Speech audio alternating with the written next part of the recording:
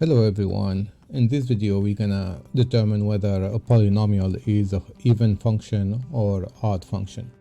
Alright, so let's jump into definition. So I have an even function here if have this property, which is kind of complicated. So let's simplify it. From now on, for polynomials, if it is such as x squared, this function is going to be considered even function. In other words, if I have x and the exponents over here is even, then the function will be considered even.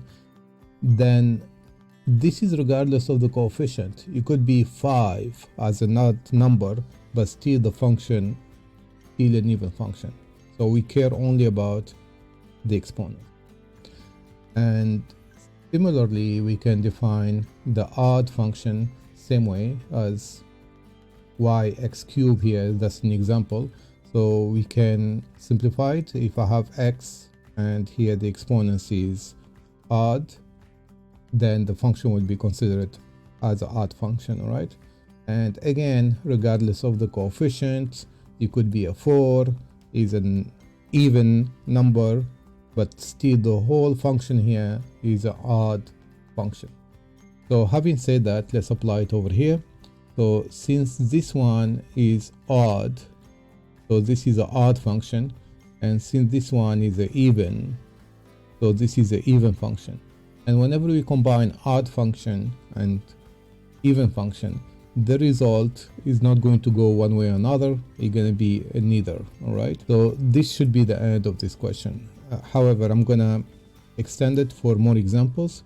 So let's suppose f of x equals to 5x 4 minus 2x squared.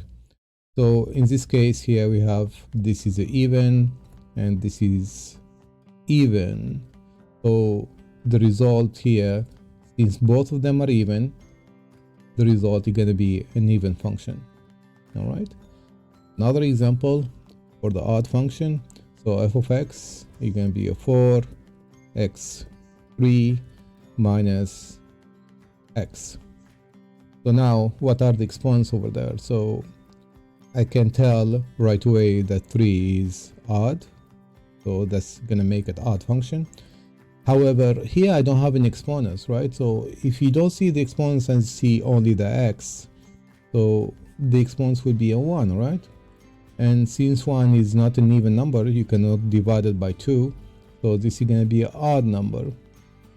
And the whole function right now, it will be considered as an odd function.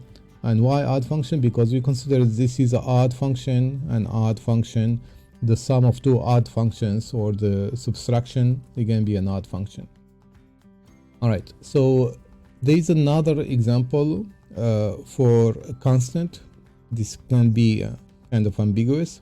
So if I have f of x, it's going to be 5x4, for instance, minus 1 or minus any number. I'm going to put another example. F of x is going to be 3x5 plus 2, for instance, right? So now what's going to be the deal with this constant, right? Always, if you have a constant and you don't have the x is actually a hidden x, and is always there is a x to 0 for the constant. X0 is 1, therefore 1 times x0 is going to be 1, right? Same thing for 2. I can write it down 2x to 0, and that's going to be basically 2, right? X to 0 is 1 again, all right? So now, which one is an odd function, which one is an even function? We do exactly the same thing. So here we have this number here is even, and 0 is even, all right? Whenever you divide by 2, the remainder is 0. So it is an even number. 0 is always even number. 1 is an odd number. So this is going to be an even function. Now for the next one, we have the 5 is odd. However, the 0 is even. So we cannot mix them up. And this one is going to be neither, right? And I hope this is a good review for you, all right? Good luck.